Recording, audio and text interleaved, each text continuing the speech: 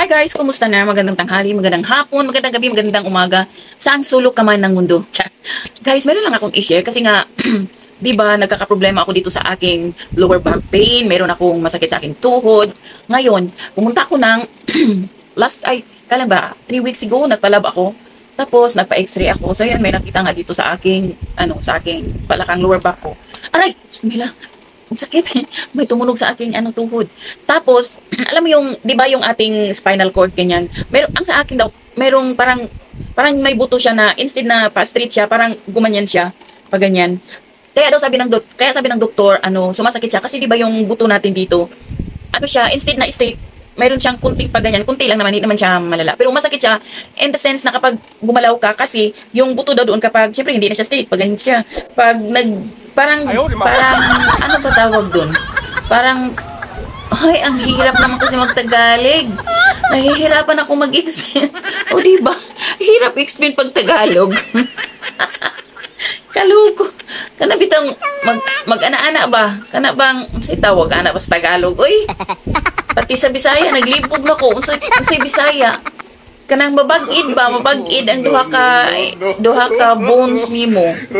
Paano ba sa Tagalog yun? Basta yun na yun guys, yung isang bones plus isang bones tapos maganyan. O yun na yun.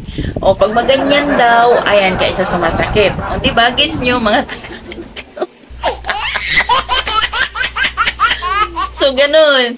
Nga kailangan mong magbawas ng timbang. Kasi baka yung sakit ng tuhod ko, nang dahil sa katawan ko, nabibigatan na. Kasi ganyan daw talaga affected yung ating mga tuhod, yung ating mga paa, kapag tayo ay tumaba. Kasi mas mabigat pala yung dito natin kaysa dun sa baba. So yung dalawang legs natin pala, syempre sila yung parang andoon yung force ng bigat natin sa katawan.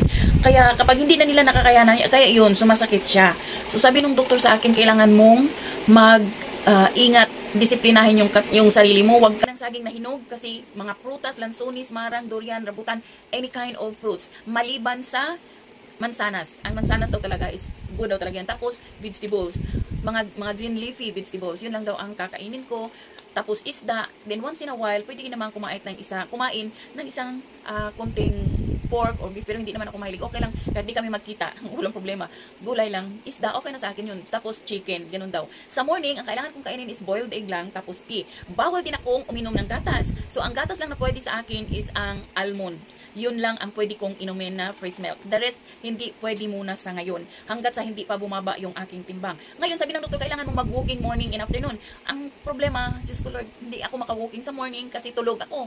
So, afternoon, ibang ko, di ko alam, naguguluhan na si ako. So, yun guys. Yun, ang hirap kapag meron tayong mga Pero sabi naman ng doktor, good thing lang daw sa akin is wala akong maintenance. Wala pa talaga akong maintenance. Ngayon, yung aking BP naman dati is tumaas siya, 140. Over 80 man yata yun, 90. Pero, bihira lang kasi ang BP ko naman talaga is nasa lang siya, nasa 110, 100, 120 na. Ngayon, biglang tumaas, nagulat, ang kinabahan ako.